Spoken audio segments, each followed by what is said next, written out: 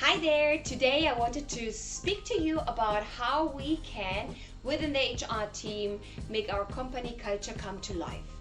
I always talk about sustainable workplace from the angle of, as a business, we want to have the best talent, bring people in, ensure that they stay in the organization because they like the culture, they like what they're doing, they're developing, and so that will always contribute towards better innovation, but for sure growth for the organization, which is what makes companies sustainable.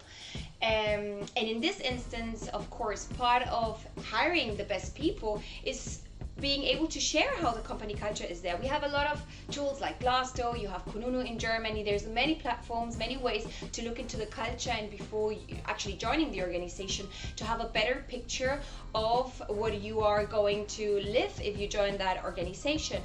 But as P&C, we have a responsibility to actually curate content and to be able to communicate that in a right and realistic and transparent manner to our candidates.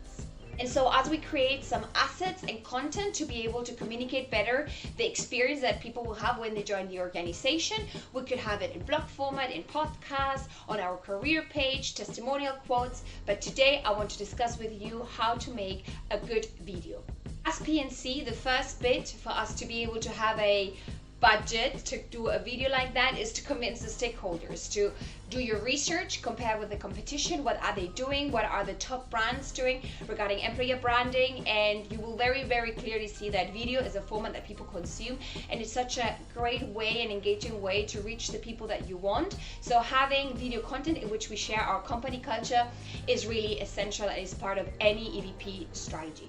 Once you have the budget, the very big part is partner with the right people. And for me, that has, let's say, almost like three parts. On one part is find inside the organization who has the expertise. Probably will be someone in the marketing team that understands how to create campaigns, what is the messaging, what is PR saying, maybe even you have a videographer. Then on the other hand, you have to reach out to someone internally that can be part of the video. So that's a great opportunity to get your brand ambassadors there, but also make sure that you are finding people that can really represent the brand, that are comfortable in front of the camera, but also people that will have fun and enjoy it and will see this as a learning curve for them or as a cool project to be part of. And the third partner that you have to really engage, if you have the budget, is an external company that will help you do the video. Sometimes some organizations are lucky enough that they have in-house videographers, however some of us don't, and this is a great opportunity for you to find a team that has experience doing those videos for employer branding. And I recommend that you really do that because that will make a massive difference, especially if it's your first video, for the learning curve, so you can focus on what aspects are really important when you're planning to set up the day for a video and make the video a success. Research is very important for you to pitch the idea to get the budget from your head of department, but research is also essential to understand what do you want to communicate, what is the brand saying, what are the values that we want to bring across, and create a document that is alive, almost like a script where you can share with everyone that's taking part of the video, and create a very clear template of your strategy. What are you communicating, when is it happening, who's taking part of it, which day, which hour. Have everything as much detail as you can so that every stakeholder in the project understands where you stand and how things are gonna go on the day.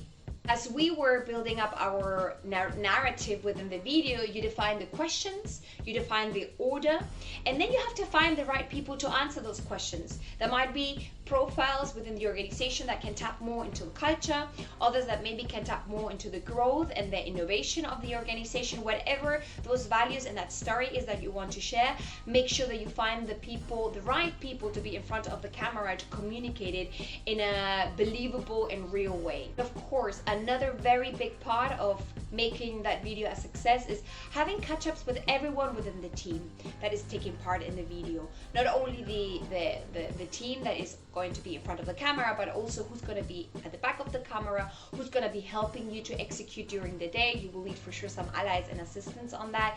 The admin people, so that we ensure that in the office everything's clean, everything's neat, that there is no sound. There is a lot of different stakeholders that you need to have to make a video like that a success, and having catch-up calls and ensuring that everyone's comfortable and understanding that document that you've created and what you really want to achieve there is extremely important.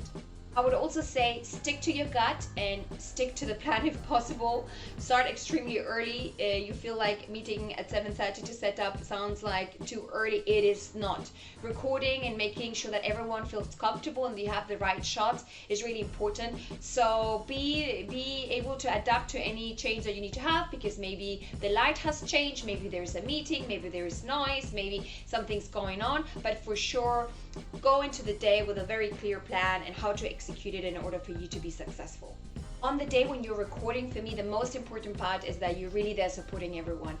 Some people feel really vulnerable when they're in front of the camera. Everyone is watching. There is a video camera, a video man. There is someone with a sound, myself, all the colleagues. So it can be scary. So be there supporting them. Make sure they feel comfortable. Tap into that sensibility to understand from the body language how they're feeling, and really help them relax, because the more relaxed and more fun people are having, the better the video is going to be for sure.